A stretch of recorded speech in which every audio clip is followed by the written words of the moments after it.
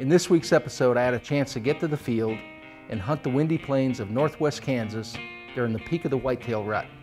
What I've really noticed about this particular area, Kansas, is that the buck-to-doe ratio is more of a 1-to-1, which means you really experience the whitetail rut in its finest.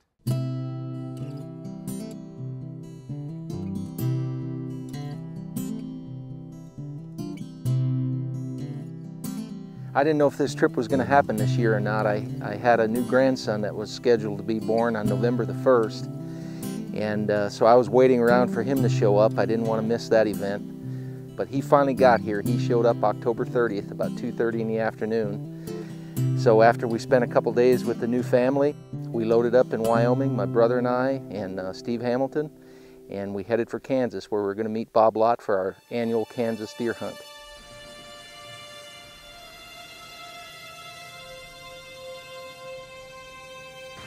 Folks, it's our first night in Kansas, November 6th. As all whitetail hunters know, the magical early days of November. It's a little breezy tonight. It's hot, 80 degrees, a little over 80. Bob and I, we got tree stands set today. We've got a water hole behind us. We're figuring as hot as it's been, these deer are going to have to go for some water this evening.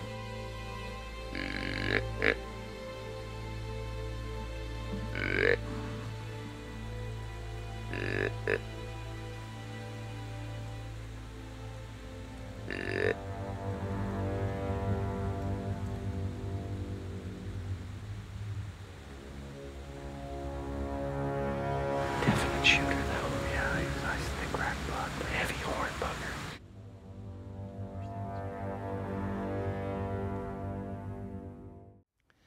Well, it was early November when I finally got a chance to head to Kansas for the hunt. Once we got to the farm, we got settled in and we made a great set high up in a cottonwood on the corner of a CRP field. Our plan with this setup was to catch a whitetail buck following the field edge, coming through the corner as he made his way to the water hole. Little did I know I wasn't the only predator hunting that corner that evening.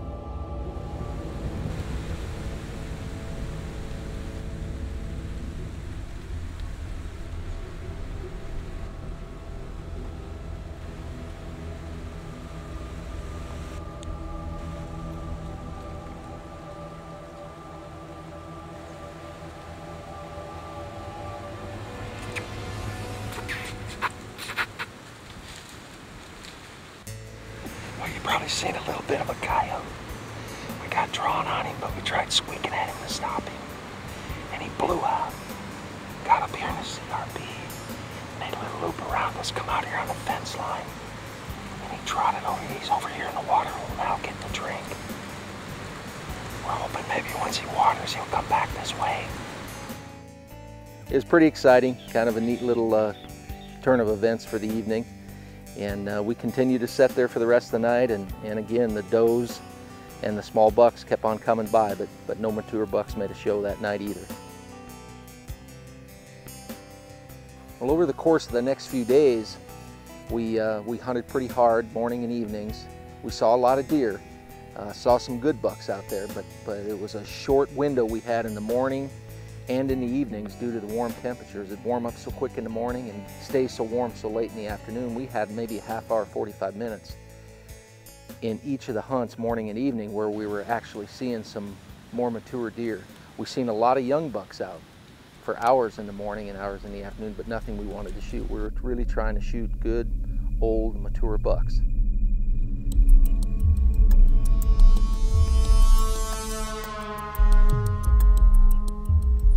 Well, like any other experienced hunter, even though the weather was a little warm, I knew the bucks couldn't resist the temptation to breed. This is a great time to be in the whitetail woods. That primal urge usually takes over, and those old, mature whitetail bucks you normally don't see start making a lot of mistakes. Usually all it takes is to get yourself in a good spot, be patient, and as he makes his round looking for a prospective mate, you might just get your chance to take that old guy.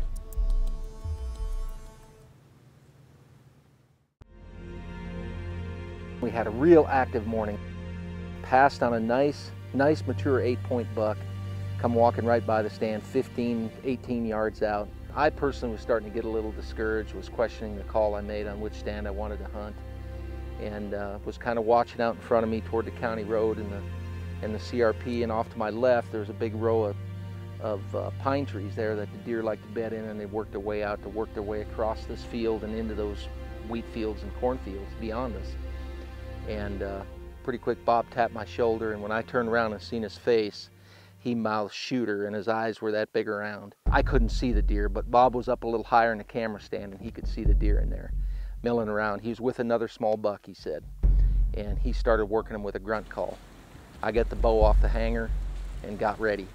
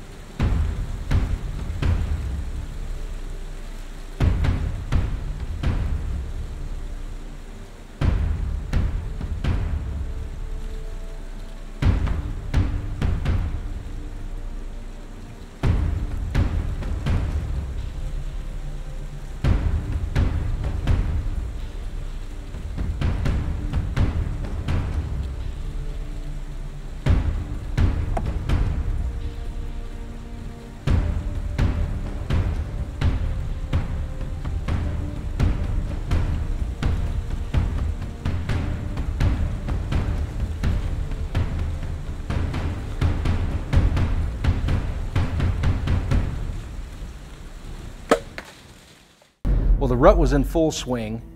We couldn't have timed this trip any better, and it wasn't long before Bob Lott spotted a nice 10-point buck working along a brush line headed right toward our stand.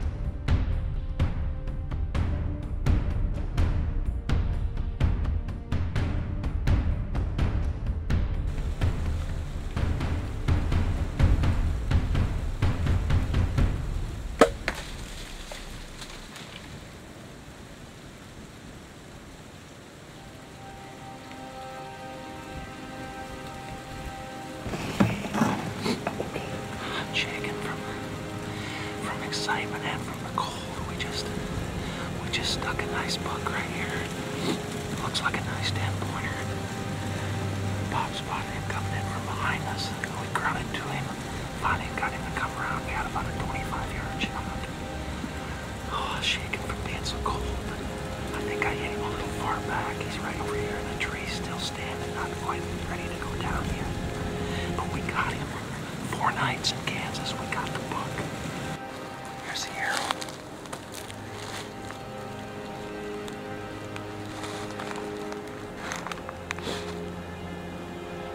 It's definitely guts. but it's, man, it's nice and red. He's gotta be dead. Yeah.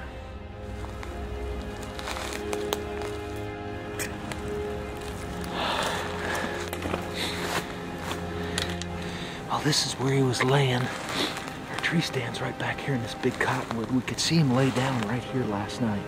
We found his bed, got some blood. So I think we'll just try to follow this blood. He can't have went far. He was hit hard. We know he's down. It's just a matter of finding him now. So let's get on this blood and see if we can't pick our way through this stuff and find this buck. Looks like he headed out into the CRP. There he lays right up here. I just seen a bit of white horn sticking up.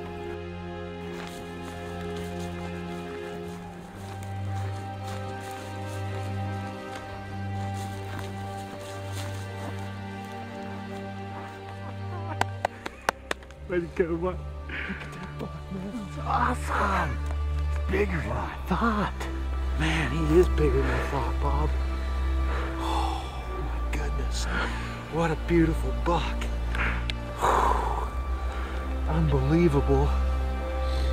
I'm just tickled pink with this thing, man. That is awesome. What a beautiful deer. Thanks, man. We did it once again. Here in Kansas, folks. This place is incredible. When these bucks come on, it is unbelievable.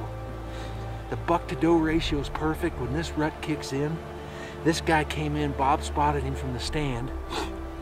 We had a little buck out in front of him, and Bob seen him, and he got in behind a bunch of, looked like little plum thicket of some kind. Grunted at him a few times, and he worked his way around trying to find us. And all of a sudden, he found a little tunnel right through there, and he'd come out.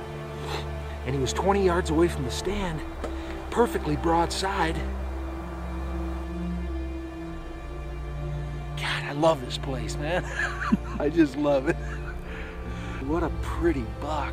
Heavy horns, 5x5, nice 10-pointer.